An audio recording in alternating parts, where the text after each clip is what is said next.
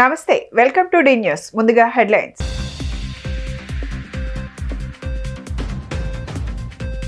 రాష్ట్రంలో ప్రతి జిల్లా అభివృద్ధి చెందాలని ఆకాంక్షించిన ముఖ్యమంత్రి చంద్రబాబు.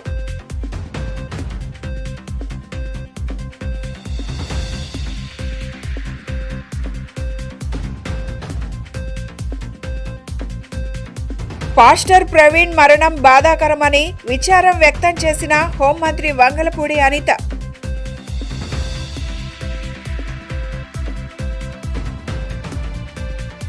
ప్రతి పేద ఆడబిడ్డకు ఏడాదికి 3 ఉచిత గ్యాస్ సిలిండర్లు ఇస్తామన్న హామీని కూటమి ప్రభుత్వం నిలబెట్టుకుందని తెలియజేసిన ఆహారం, పౌర సరఫరాల, వినియోగదారుల వ్యవహారాల శాఖ మంత్రి నాదెండ్ల మనోహర్. రాష్ట్రంలో ప్రతి జిల్లా అభివృద్ధి చెందాలని ముఖ్యమంత్రి చంద్రబాబు ఆకాంక్షించారు. తలసరి ఆదాయంలో విశాఖ జిల్లాలో రాష్ట్రంలోనే తొలి స్థానంలో ఉందని ముఖ్యమంత్రి చంద్రబాబు ప్రశంసించారు. రాష్ట్ర సగటు కన్నా విశాఖ ఎక్కువ తలసరి ఆదాయం సాధిస్తోందని చంద్రబాబు అభినందించారు. రెండో రోజు కలెక్టర్ల సదస్సులో జోన్ 1 పరిధిలోని 6 జిల్లాలపై సీఎం చంద్రబాబు సమీక్ష నిర్వహించారు. కలెక్టర్ల నుంచి 2025-26 యాక్షన్ ప్లాన్ను తీసుకున్న సీఎం జిల్లా స్థాయిలో పాలనపై పలు సూచనలు చేశారు. ముఖ్యంగా టూరిజం రంగంపై ఎక్కువ దృష్టి పెట్టాలని సీఎం కోరారు. తాను 30 ఏళ్లుగా పర్యాటకాభివృద్ధి కోసం మాట్లాడుతున్నానని, అప్పుడు తన మాటలను అర్థం చేసుకుని కమ్యూనిస్టులు కూడా ఇప్పుడు టూరిజంపై తనతో ఏకీభవిస్తున్నారని ముఖ్యమంత్రి చంద్రబాబు చెప్పారు. ఉత్తరాంధ్రలో ముఖ్యంగా విశాఖ, అనకాపల్లి, అల్లూరి జిల్లాల్లో పర్యాటకాభివృద్ధిపై దృష్టి పెట్టాలని సీఎం సూచించారు. ఉత్తరాంధ్రతో పాటు రాష్ట్రంలో కాస్మోపాలిటన్ సిటీగా వృద్ధి చెందుతున్న విశాఖలో కనీసం 5,000 హోటల్ గదులు అందుబాటులో ఉండాలని సీఎం సూచించారు. కొత్తగా ఏర్పడిన అనకాపల్లి, అల్లూరి, పార్వతీపురం, మన్యం జిల్లాలలో కలెక్టరేట్లతో పాటు ఇతర ప్రభుత్వ కార్యాలయాల నిర్మాణానికి నిధులు కేటాయిస్తామని తెలిపారు. పాత జిల్లా కేంద్రాలతో సమానంగా కొత్త జిల్లా కేంద్రాలు జిల్లాల అభివృద్ధి చెందాలని సీఎం సూచించారు. అల్లూరి జిల్లాను పూర్తిగా సేంద్రియ సేద్యం దిశగా ప్రోత్సహించాలని, విశాఖ, అనకాపల్లి జిల్లాలు పారిశ్రామికంగా అభివృద్ధి చెందేలా కలెక్టర్లు యాక్షన్ ప్లాన్ అమలు చేయాలన్నారు. ఇప్పటికే అనకాపల్లి జిల్లాకు భారీ పరిశ్రమలు వస్తున్నాయని, ఈ పరిశ్రమల్లో పనిచేసే వారికి వసతి సమస్య రాకుండా ఇళ్ల నిర్మాణాలను కూడా ప్రోత్సహించాలని సీఎం సూచించారు. మీ అందరి రోల్ ఉంది ఆ జిల్లా భవిష్యత్తు పైన. అందుకే ఇటు మంత్రులున్నా, అటు ఇన్ఛార్జ్ సెక్రటరీస్ ఉన్నా, అటు జోనల్ ఇన్ఛార్జ్ ఉన్నా, కలెక్టర్స్ ఉన్నా, జిల్లా అడ్మినిస్ట్రేషన్ ఉన్నా, అందరి రోల్ ఉంది. ఇక్కడికి వచ్చినప్పుడు బ్రాడ్గా మీరు చూస్తే ఈరోజు రాష్ట్రంలో ఈ సంవత్సరం మనం టార్గెట్ పెట్టుకున్నది 3,11,004 రూపాయలు పర్ క్యాపిటల్ ఇన్కమ్ యావరేజ్. ఈ సంవత్సరం మనం గ్రో అయింది 12.02%. ఇప్పుడు మీరందరూ నాకు అన్ని విషయాలు చెప్పారు, కానీ ఇక్కడ నేను అన్ని మా ఫైనాన్స్ కూడా ఇవ్వకపోతే, ప్లానింగ్ కూడా ఇవ్వకపోతే నేను ఇప్పుడు రాసుకుంటూ కూర్చున్నాను మొత్తం డేటా అంతా, వచ్చిన డేటా అంతా. శ్రీకాకుళం ఇప్పటికే ఆ జిల్లాల్లో మీరు చూస్తే 6 జిల్లాల్లో highest per capital income Visakhapatnam, second highest per capital income Anakapalli. ఈ ప్రజలకు కూడా వెళ్ళాలి, వాళ్ళలో కూడా స్ఫూర్తి రావాలి, మీలో కూడా చైతన్యం రావాలి. విశాఖపట్నం ఈ సంవత్సరానికి మనం 4,86,235 నుంచి 5,32,893 రూపాయలు పర్ క్యాపిటల్ ఇన్కమ్ పెరుగుతుంది. Highest in the state Visakhapatnam. ఆంధ్రప్రదేశ్లో 5 లక్షల పైనుండే మొదటి రాష్ట్రం, మొదటి జిల్లా Visakhapatnam. Congratulations, that district deserves. అయితే దాని తర్వాత మీరు చూస్తే అనకాపల్లి 2,73,026 నుంచి 3,18,821 వస్తుంది. అది సెకండ్ ప్లేస్. మూడో ప్లేస్ వచ్చి అల్లూరి సీతారామరాజు 1,79,391 నుంచి 2,05,919 మూడో ప్లేస్ వస్తుంది. నాలుగో ప్లేస్ విజయనగరం, అంటే ఈ సంవత్సరం 4వ ప్లేస్ పర్ క్యాపిటల్ ఇన్కంలో. 4 వచ్చి విజయనగరంలో 1,53,172 నుంచి 1,73,289 రూపాయలు 4వ ప్లేస్. పాస్టర్ ప్రవీణ్ మరణం బాధాకరమని హోంమంత్రి వంగలపూడి అనిత విచారం వ్యక్తం చేశారు. పోలీస్ ఇన్వెస్టిగేషన్ కూడా జరిగిందని తెలిపారు. అనుమానాస్పద మృతి అనడంతో విచారణ చేయమన్నామని ఆమె స్పష్టం చేశారు. పాస్టర్ మృతిపై హోంమంత్రి వంగలపూడి అనిత స్పందించారు. సెక్రటరియేట్లో ఏర్పాటు చేసిన విలేకరుల సమావేశంలో ఆమె మాట్లాడుతూ యాక్సిడెంట్గా పరిగణించకుండా అన్ని స్థాయిల్లో దర్యాప్తు చేస్తున్నామని అన్నారు. పాస్టర్ మృతి కాబట్టి క్లియర్ ఎంక్వైరీ జరుగుతుందని అన్నారు. కొవ్వూరు డీఎస్పీ ఎంక్వైరీ అధికారిగా ఉన్నారని తెలిపారు. డీజీపీతో కూడా మాట్లాడారని, ప్రభుత్వం నుంచి ఎలాంటి విచారణకైనా సిద్ధంగా ఉన్నామని పేర్కొన్నారు. రాష్ట్ర ప్రభుత్వం నుంచి పాస్టర్ కుటుంబానికి అన్ని విధాలుగా అండగా ఉంటామని ఆమె స్పష్టం చేశారు. పగడాల ప్రవీణ్ కుమార్ గారు పాస్టర్ గారు మొన్న నైట్ కొంతమూరు దగ్గర అనుమానాస్పదంగా మృతి చెందడం మనందరికీ కూడా తెలిసిందే. విషయం ఏంటంటే ప్రవీణ్ గారి మరణం అనేది చాలా బాధాకరమైన ఇష్యూ. అనుమానాస్పదంగా మృతి చెందారని చెప్పి పోలీసులు కూడా కేసు ఫైల్ చేయడం జరిగింది. ఆ నెక్స్ట్ డే మార్నింగ్ కొంతమంది చూసి ఇలా చనిపోయారని చెప్పగానే పోలీసులు ఇన్వెస్టిగేషన్కి వెంటనే వచ్చి ఇమీడియట్గా బాడీని కూడా అక్కడ నుంచి తీసి ఇన్వెస్టిగేషన్ చేయడం మొదలుపెట్టారు. అందరూ కూడా వాళ్ళ కుటుంబ సభ్యులు ఎవరైతే ఉన్నారో వాళ్ళందరూ కూడా వాళ్ళ అనుమానాస్పదంగా ఆ మృతిని వాళ్ళు భావించిన తర్వాత వాళ్ళ అనుమానాస్పదంగా మృతి అని చెప్పేసి పెట్టడం జరిగింది. ఇమీడియట్గా నేను కూడా ఎస్పీ గారితో మాట్లాడాను, డీజీపీ గారితో మాట్లాడడం జరిగింది. గౌరవ ముఖ్యమంత్రి గారు కూడా దీని మీద ఇమీడియట్గా ఎంక్వైరీ వేసి నిజానిజాలు తేల్చమని చెప్పేసి అందరికీ కూడా ఆర్డర్స్ కూడా పాస్ చేయడం జరిగింది. ఎక్కడా కూడా ఎటువంటి ఇబ్బంది లేకుండా పారదర్శకంగా దర్యాప్తు కొనసాగిస్తున్నాం. ఆల్రెడీ పోస్ట్ మార్టం కూడా ఈరోజు రాజమండ్రి అక్కడ జరుగుతుంది, రాజమండ్రిలో జరుగుతుంది పోస్ట్ మార్టం కూడా. సో ఎవరు కూడా దీని మీద ఎటువంటి అపోహలు పెట్టుకోవద్దు. డెఫినెట్గా ఏదైతే వాళ్ళు కోరారో క్రైస్తవ సంఘాలన్నీ కూడా చాలామంది వచ్చి అక్కడ డిమాండ్ కూడా చేశారు. డెఫినెట్గా అన్ని కోణాల నుంచి కూడా దాన్ని మేము యాక్సిడెంట్గానే పరిగణించట్లేదు. అలాగే అన్ని కోణాల నుంచి కూడా దర్యాప్తు కొనసాగిస్తాము. నియర్ బై ఉన్న సీసీ క్యామ్స్ అన్నింటినీ కూడా పోలీసుల ఫుటేజ్ కూడా తీసుకుంటున్నారు. అదేవిధంగా టవర్ డంప్ని తీసుకుంటారు, సీడియాస్ ఆ నియర్ బై ఉన్న సీడియాస్ అవన్నీ కూడా తీసుకుంటున్నారు. అన్ని కోణాల్లోని కూడా ఎంక్వైరీ చేస్తున్నాం. ఒక టీంను కూడా దీనికి డిప్లాయ్ చేయడం జరిగింది. దీని మీద దయచేసి నేను ఏం చెప్తున్నానంటే ఇది మతపరమైన ఇష్యూ. దీని మేము చేసే పని డెఫినెట్గా చాలా ట్రాన్స్పరెంట్గా చేస్తున్నాం. దీని మీద ఎటువంటి అపోహలు పెట్టుకోవద్దని మనస్ఫూర్తిగా నేను తెలియజేస్తున్నానండి. దీని మీద ఎటువంటి రాజకీయాలు కూడా దీని మీద పని చేయకూడదని నేను కోరుకుంటున్నాను. ఎందుకంటే ఇది ఒక పాస్టర్ గారి తాలూకా మృతికి సంబంధించిన ఇష్యూ. దీన్ని మేము చాలా క్లారిటీగా క్లియర్గా దీన్ని ఎంక్వైరీ చేయడానికి కూడా మేము సిద్ధపడ్డాం. ఒక కమిటీని కూడా మేము ఫామ్ చేయడం జరిగింది. ఇమీడియట్గా అది ఏ రకంగా చనిపోయారు అన్నది కూడా ఈ నిజాలు కూడా అతి త్వరలోనే మీ అందరి ముందుకు చూస్తున్నాం. ప్రతి పేద ఆడబిడ్డకు ఏడాదికి 3 ఉచిత గ్యాస్ సిలిండర్లు ఇస్తామన్న హామీని కూటమి ప్రభుత్వం నిలబెట్టుకుందని, దీపం 2 పథకంలో తొలి ఉచిత గ్యాస్ సిలిండర్ పొందేందుకు ఈ నెలాఖరు వరకే గడువు ఉందని ఆహారం, పౌర సరఫరాల, వినియోగదారుల వ్యవహారాల శాఖ మంత్రి నాదెండ్ల మనోహర్ పేర్కొన్నారు. ఇప్పటి వరకు పొందని వారు వెంటనే బుక్ చేసుకోవాలన్నారు. కాగా ఇప్పటి వరకు 98 లక్షల మంది తొలి ఉచిత సిలిండర్ వినియోగించుకున్నారని ఈ సందర్భంగా మంత్రి నాదెండ్ల తెలిపారు.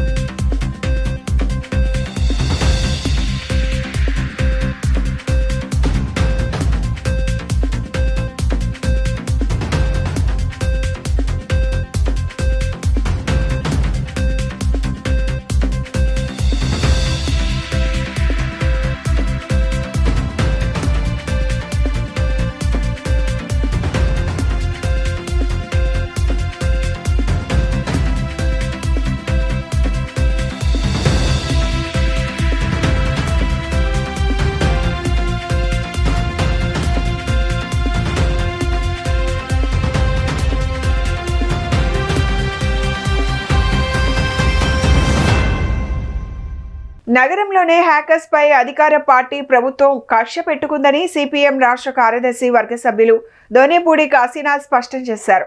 స్థానిక ప్రజాప్రతినిధి వ్యాపారాలను హస్తగతం చేసుకోవాలని చూస్తున్నారని ఆరోపించారు. ఇటువంటి ప్రజా వ్యతిరేక చర్యలను సిపిఎం తరపున వ్యతిరేకిస్తున్నామని, తక్షణమే వ్యవహార శైలి మార్చుకుని హ్యాకర్స్ ను కాపాడే విధంగా చర్యలు తీసుకోవాలని డిమాండ్ చేశారు. చిరు వ్యాపారస్తులకు రక్షణ కల్పించాలని, అందరికీ గుర్తింపు కార్డులు ఇవ్వాలని కోరుతూ బీసెంట్ రోడ్ మహంతి చేపల మార్కెట్ వద్ద విజయవాడ సిఐటియు ఆధ్వర్యంలో ప్రచార కార్యక్రమం జరిగింది. ఈ కార్యక్రమానికి సిఐటియు రాష్ట్ర కార్యదర్శి వర్గ సభ్యులు దోనేపూడి కాశీనాథ్, సిటీ ప్రధాన కార్యదర్శి సిహెచ్ దుర్గారావు, నగర హ్యాకర్స్ సంఘం ప్రధాన కార్యదర్శి సిహెచ్ మురళి తదితరులు పాల్గొని మాట్లాడుతూ గత 40 సంవత్సరాలుగా చిరు వ్యాపారాలు చేసుకుంటూ సుమారు 15,000 మంది జీవనం కొనసాగిస్తున్నారన్నారు.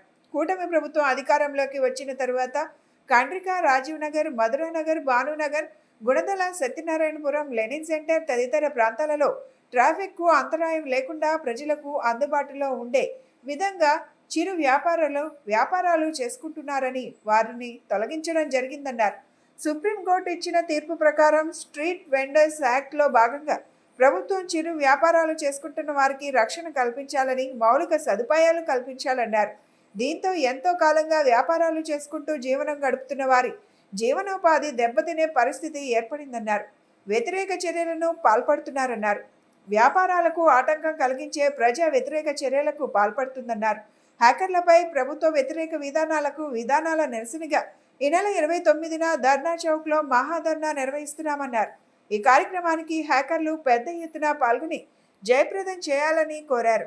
50 సంవత్సరాల పైగా విజయవాడ బీసన్ రోడ్లో వ్యాపారాలు చేసుకుంటూ జీవనం కొనసాగిస్తున్న చిరు వ్యాపారస్తులపై అధికారంలో ఉన్న తెలుగుదేశం పార్టీ నేతలు, ప్రజాప్రతినిధులు దౌర్జన్యంతో కొత్తగా కొట్లు పెట్టి వాళ్ళ జీవనాన్ని దెబ్బతీయాలని చెప్పని చూస్తున్నారు. గతంలో ఇదే చిరు వ్యాపారస్తులకి మున్సిపల్ కార్పొరేషన్ వారు హాకర్లుగా గుర్తింపు కార్డులు ఇచ్చారు. కొంతమందికి గుర్తింపు కార్డులు ఇవ్వాలని చెప్పని దరఖాస్తులు పెట్టుకుంటే డబ్బులు కట్టించుకొని రసీదులు ఇచ్చారు. మరి 50 సంవత్సరాల పైగా వ్యాపారం చేస్తున్న చిరు వ్యాపారస్తులకి అండగా ఉండాల్సిన తెలుగుదేశం నేతలు ఈరోజు కొంతమందిని వాళ్ళు వ్యాపారస్తులో కాదో తెలియదు వాళ్ళని పెట్టి వాళ్ళ పాత వ్యాపారాలను తొలగించాలని చెప్పని చూడటం సరైనది కాదు. బీసన్ రోడ్లో దాదాపుగా 40 సంవత్సరాల నుంచి చిరు వ్యాపారం చేసుకుంటూ ఎన్నో ఇబ్బందులు అధికార పార్టీ కానీ అప్పట్లో పరిపాలించిన పార్టీల దగ్గర నుంచి ప్రభుత్వ అధికారుల దగ్గర నుంచి ఎన్నో ఒడిదుడుకుల్ని కాపాడుకుంటూ మేము పోరాటాలు చేసుకుంటూ ఆఖరికి సుప్రీంకోర్టు కూడా జీవో మాకు ఏర్పాటు చేసింది. చిరు వ్యాపారులకు రక్షణ కల్పించండి, ప్రభుత్వ పథకాలు అందజేయండి, వాళ్ళని రక్షించండి అని చెప్పేసి సుప్రీంకోర్టు జీవోలు ఇస్తే ఆ జీవోల్ని పక్కన పెట్టేసేసి ఈరోజు అధికార పార్టీ వాళ్ళు కానీ ఇంకెవరన్నా కానీ పార్టీలకి అతీతంగా మేము పనిచేస్తున్నట్టుంటే చిరు వ్యాపారులం మేము చిరు వ్యాపారులం ఏది కూడా పార్టీలకు మాకు అనవసరం అండి.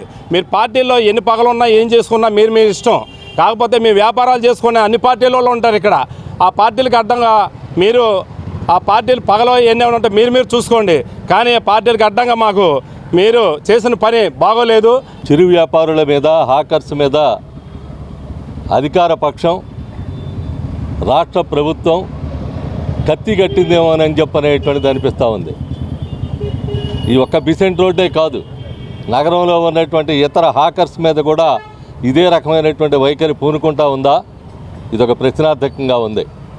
ఇది బిసెంట్ రోడ్లో స్థానికంగా ఉన్నటువంటి ప్రజాప్రతినిధి కక్షగట్టి వీళ్ళ మీద అన్యాక్రాంతం చేసుకొని ఆ స్థలంలో తన వ్యాపారాలు చేసుకునేటువంటి దానికోసం, తన అనుయాయుల్ని, అనుచరుల్ని పెట్టేటువంటి దానికోసం చేసేటువంటి ప్రయత్నంలో భాగమా ఇదని చెప్పనని మేము ప్రశ్నిస్తూ ఉన్నాం.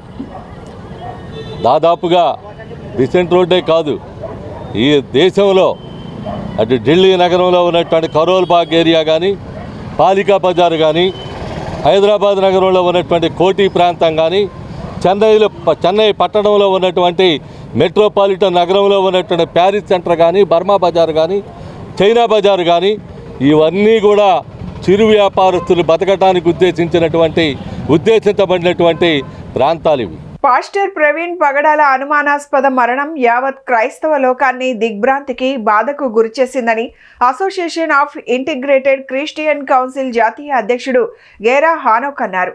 ప్రవీణ్ పగడాల మృతదేహం వద్ద రోడ్డు ప్రమాదం జరిగినట్లు స్పష్టమైన సంకేతాలు లేకపోవడం హత్య అనే అనుమానం కలుగుతోందన్నారు. పాస్టర్ పగడాల 1 నెల క్రితం సోషల్ మీడియా పోస్ట్లో తన ప్రాణాలకు ముప్పు ఉందన్న భయాన్ని వ్యక్తం చేసిన విషయాన్ని ఆయన ప్రస్తావించారు. ఈ అనుమానాస్పద మరణంపై సమగ్ర దర్యాప్తు జరపాలని హానోక్ డిమాండ్ చేశారు. పలువురు పాస్టర్లు కూడా ప్రవీణ్ పగడాల మృతిపై సమగ్రత జరిపించాలని గుణదల వైసీపీ కార్యాలయంలో జరిగిన విలేకరుల సమావేశంలో డిమాండ్ చేశారు.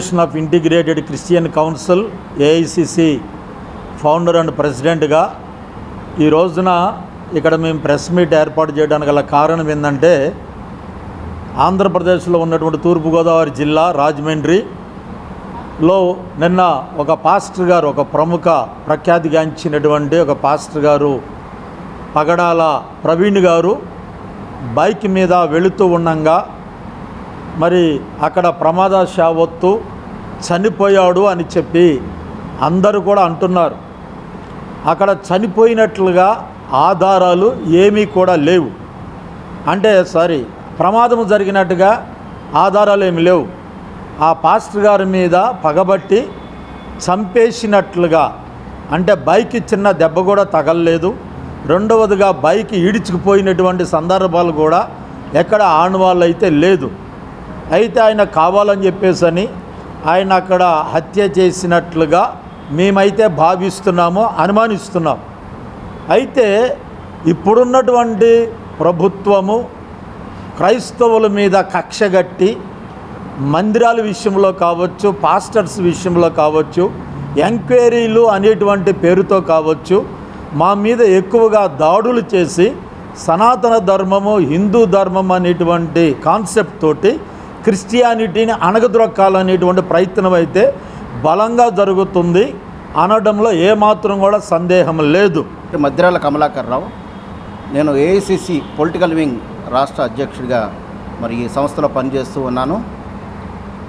ముఖ్యమైన విషయం ఏంటంటే, నిన్న జరిగినటువంటి సంఘటన చాలా బాధాకరం. పాస్టర్ ప్రవీణ్ పగడాల గారి ఆకస్మిక మరియు అనుమానాస్పద మృతిని యావత్ క్రైస్తవ లోకం ఖండిస్తుంది. నిన్న రాజమండ్రి వెళుతుండగా పాస్టర్ ప్రవీణ్ గారు 2 వీలర్ మీద వెళ్తుండగా అది యాక్సిడెంట్ జరిగిందని, ఆయన మరణాన్ని అనేక విధాలుగా చిత్రీకరిస్తున్నారు. అది మేము పూర్తిగా ఖండిస్తున్నాం. ఇందాక నేషనల్ డైరెక్టర్ గారు గారా హానక్ గారు చెప్పినట్టు, మరి అనేక మాధ్యమాల్లో ఆయన డిబేట్లకు వెళుతున్న పరిణామంలో క్రైస్తవులను అనుగదొక్కే విధంలో అతనికి బెదిరింపు కాల్స్ వచ్చినాయి. ఆయన మాధ్యమాల్లో చెప్పారు, నా తలకాయ తీసేస్తాను అన్నారనేటువంటిది స్పష్టంగా మీడియాలో ఆయన తెలిపారు.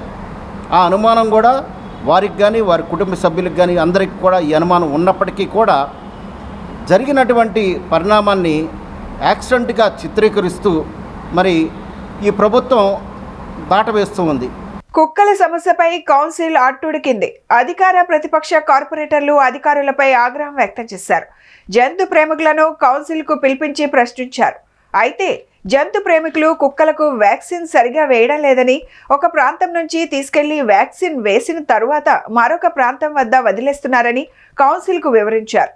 దీంతో కార్పొరేటర్లు, నగరంలో చాలా మంది ప్రజలు, చిన్నపిల్లలు కుక్కలతో ఇబ్బందులు పడుతున్నారని, జంతు ప్రేమికులకు వివరించినా సరైన సమాధానం రాకపోవడంతో మరొక్కసారి జంతు ప్రేమికులతో కుక్కల బెడదపై సమావేశం నిర్వహించాలని మేయర్ రాయన భాగ్యలక్ష్మి తీర్మానించారు.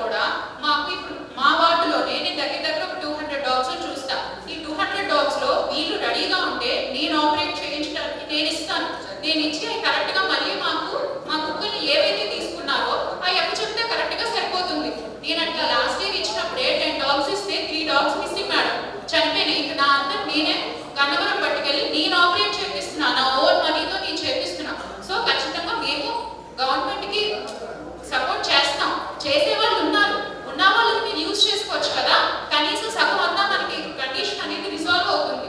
సో మాలాంటి వాళ్ళు మేము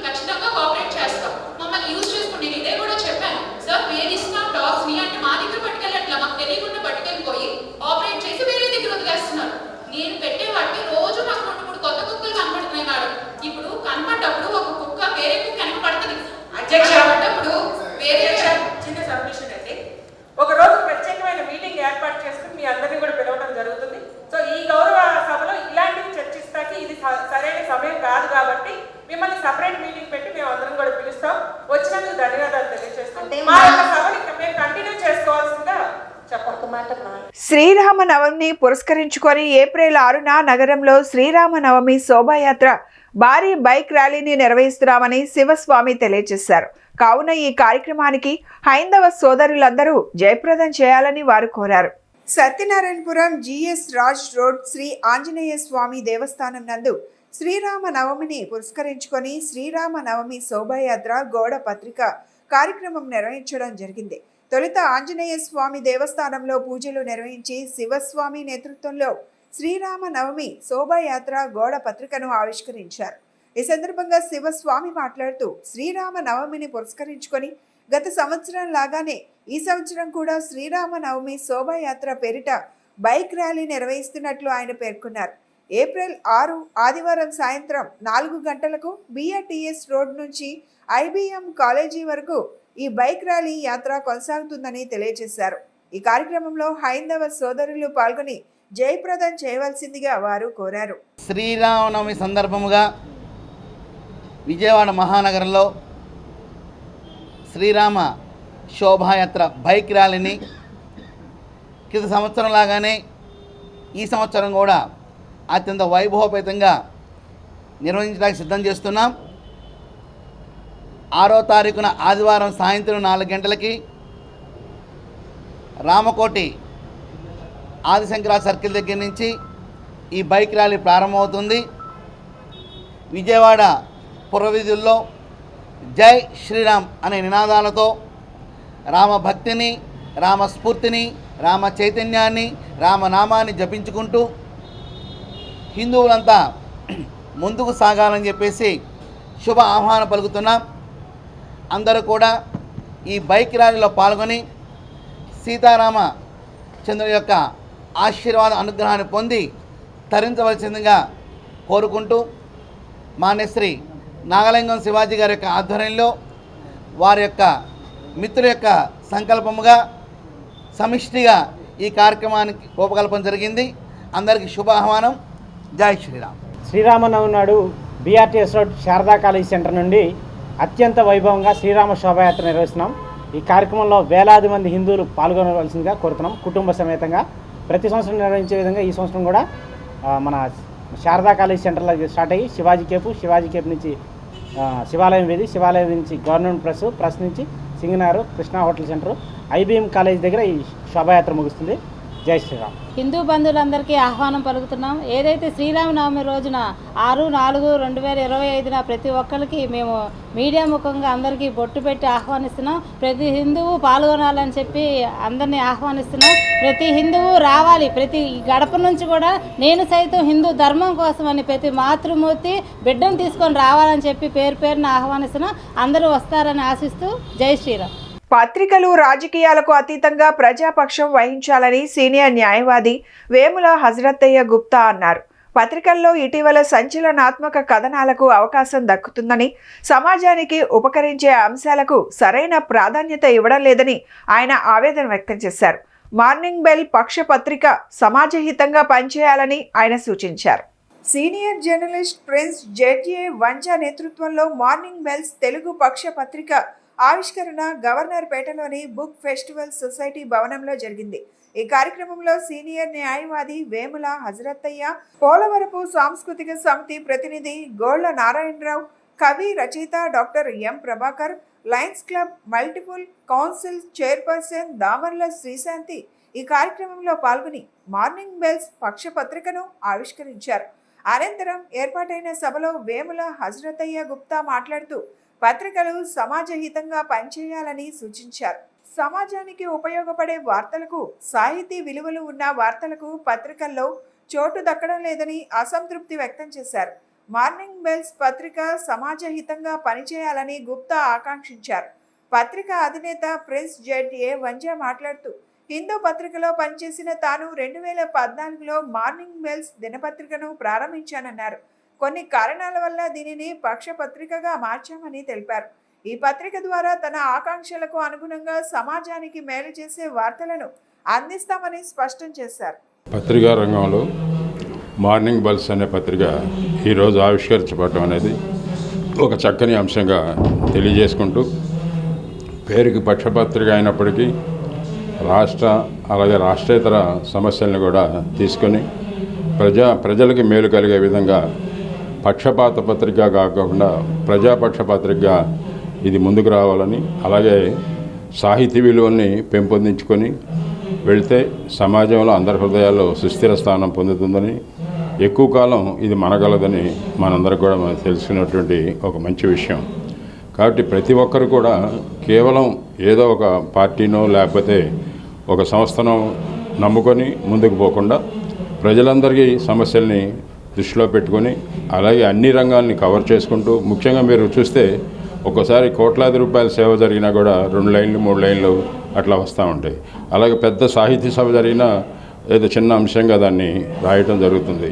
మార్నింగ్ బెల్స్ పక్షపత్రిక ఆవిష్కరణకు విచ్చేసినటువంటి ముఖ్యులందరూ, ముఖ్య అతిథిగా శ్రీ హజరత్ అయ్య గుప్తా గారు, అలాగే కోళ్ళ నారాయణరావు గారు, శ్రీశాంతి గారు మరియు ఓఎస్టీ ప్రభాకర్ గారు, వీరందరికీ ముందుగా కృతజ్ఞతలు, అలాగే మీడియా వారికి కూడా నా కృతజ్ఞతలు తెలియజేస్తున్నాను.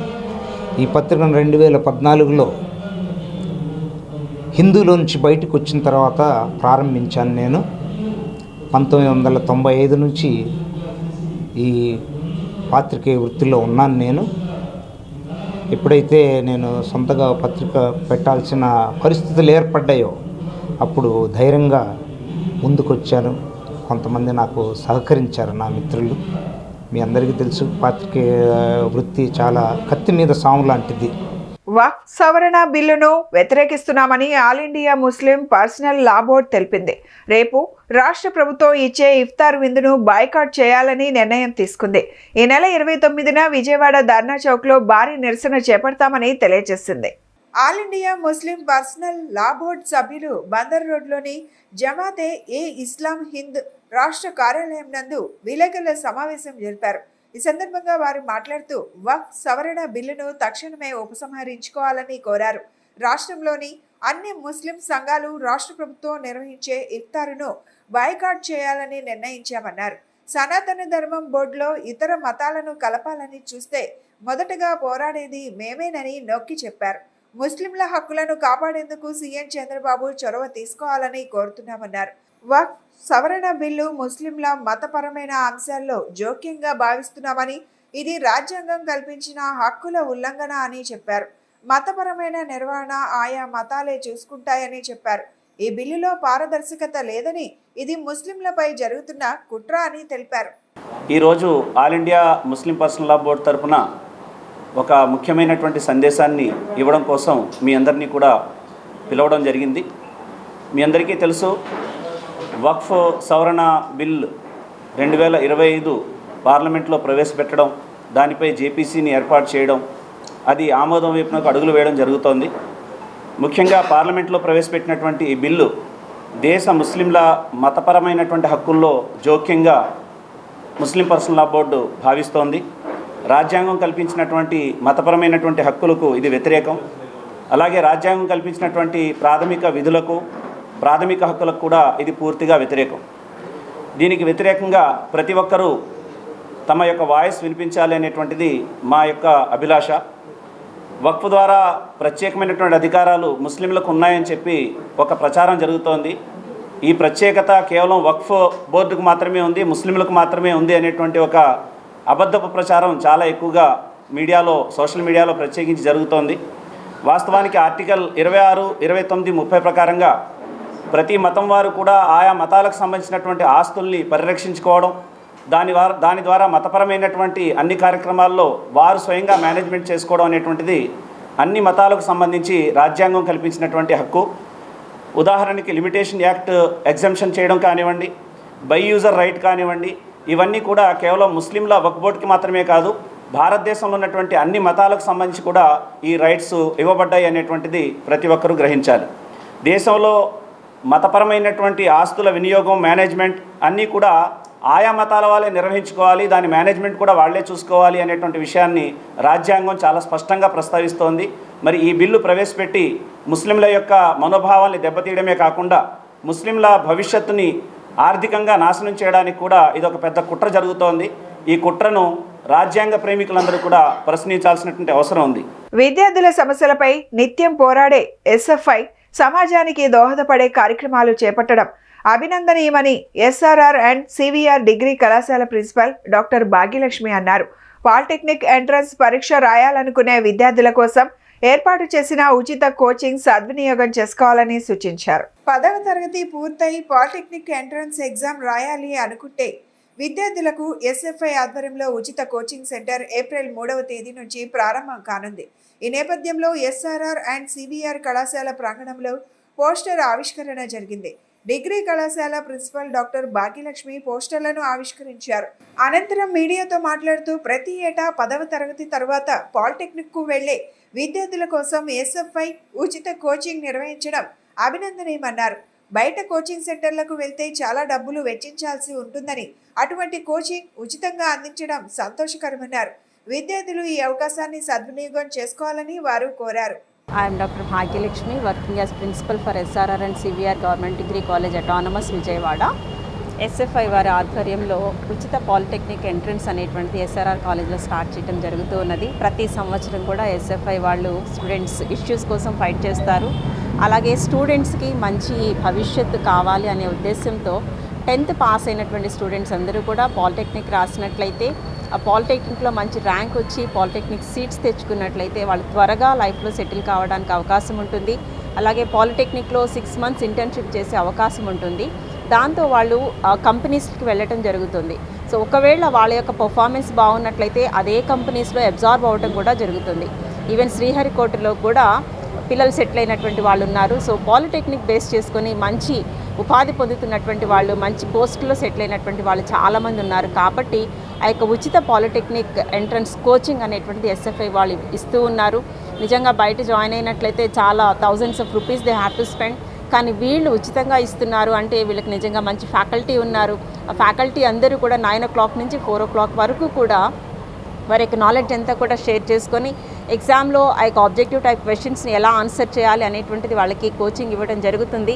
కాబట్టి ఈ అవకాశాన్ని 10th క్లాస్ కంప్లీట్ చేసుకున్నటువంటి స్టూడెంట్స్ అందరూ కూడా విజయవాడ పరిసర ప్రాంతాల్లో ఉన్న వాళ్ళందరూ కూడా ఉపయోగించుకొని వాళ్ళ యొక్క బంగారు భవిష్యత్తును నిర్మించుకోవాలి. ఎన్టీఆర్ జిల్లా కార్యదర్శి ఎస్ఎఫ్ఐ ఆధ్వర్యంలో ఏప్రిల్ 3 నుంచి ఫ్రీ పాలిటెక్నిక్ కోచింగ్ సెంటర్ అనేది ఏర్పాటు చేస్తూ ఉన్నాం. గత 10 సంవత్సరాలుగా మన ఎస్ఆర్ఆర్ అండ్ సివిఆర్ డిగ్రీ కళాశాలలో ఇక్కడ మేనేజ్మెంటు, ప్రిన్సిపల్ గారు కానీ వీళ్ళందరూ కూడా సహకారంతో మనం ఈ కోచింగ్ సెంటర్ అనేది స్టార్ట్ చేస్తూ ఉన్నాం.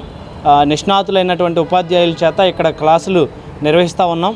దాదాపు ఈ 27 రోజుల పాటు ఇక్కడే క్లాసులు జరుగుతాయి. వాళ్ళకి మోడల్ ఎగ్జామ్ కూడా ఎట్లా రాయాలి, ఎట్లా ప్రిపేర్ అవ్వాలనే దాని మీద పూర్తి శిక్షణ ఇవ్వడం జరుగుతూ ఉంది. గతంలో కూడా అనేక మందికి మంచి కాలేజెస్లో, గవర్నమెంట్ కాలేజెస్లో కూడా మంచి ర్యాంక్స్ వచ్చి వాళ్ళకి సీట్లు కూడా రావడం జరిగింది. కాబట్టి 10వ తరగతి పరీక్షలు రాస్తున్నటువంటి విద్యార్థులు, తల్లిదండ్రులు ఈ అవకాశాన్ని వినియోగించుకొని టెక్నికల్ ఎడ్యుకేషన్లో అనేకమైనటువంటి ఆపర్చునిటీస్ ఉన్నాయి. వాటన్నిటిని కూడా ఉపయోగించుకునే దానికోసం, మంచి కాలేజీలో సీట్ వచ్చేదానికోసం ఈ కోచింగ్ సెంటర్ను ఉపయోగించుకొని మీ బంగారు భవిష్యత్తుకి బాటలు వేయాలని చెప్పి భారత విద్యార్థి ఫెడరేషన్ ఎస్ఎఫ్ఐగా కోరుతా ఉన్నాం.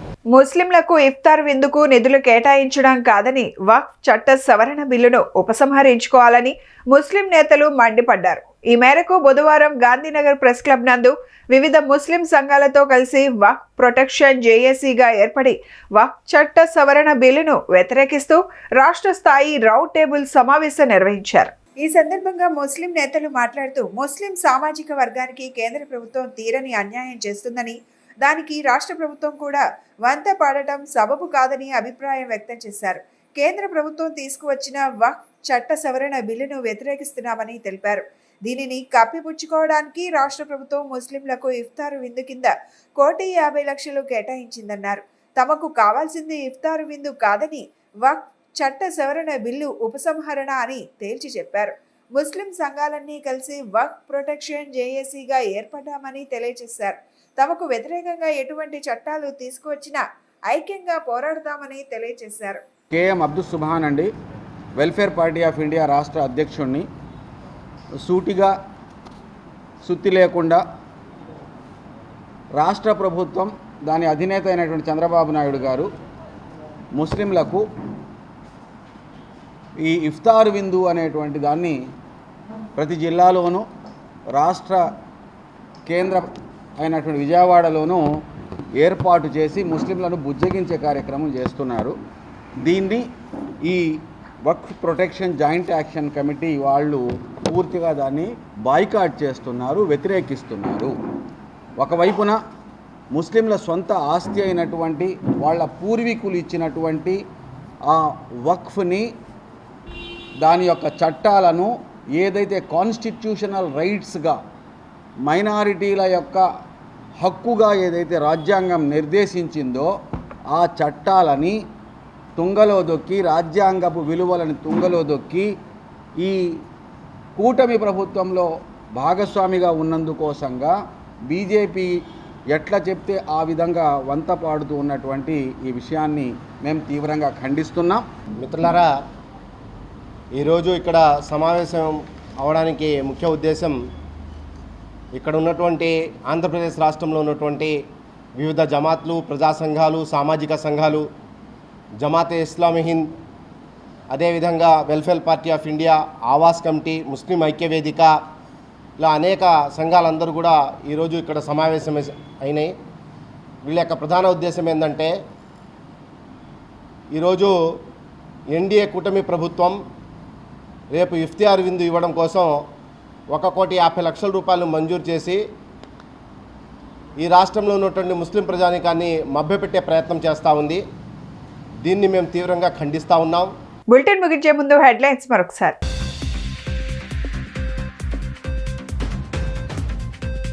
రాష్ట్రంలో ప్రతి జిల్లా అభివృద్ధి చెందాలని ఆకాంక్షించిన ముఖ్యమంత్రి చంద్రబాబు.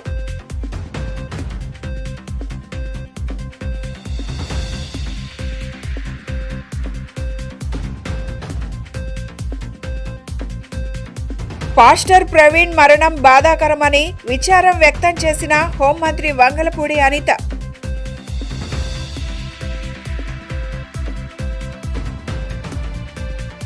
ప్రతి పేద ఆడబిడ్డకు ఏడాదికి 3 ఉచిత గ్యాస్ సిలిండర్లు ఇస్తామన్న హామీని కూటమి ప్రభుత్వం నిలబెట్టుకుందని తెలియజేసిన ఆహారం, పౌర సరఫరాల, వినియోగదారుల వ్యవహారాల శాఖ మంత్రి నాదెండ్ల మనోహర్. ఇవి ఈనాటి bulletin updates. Keep watching the news.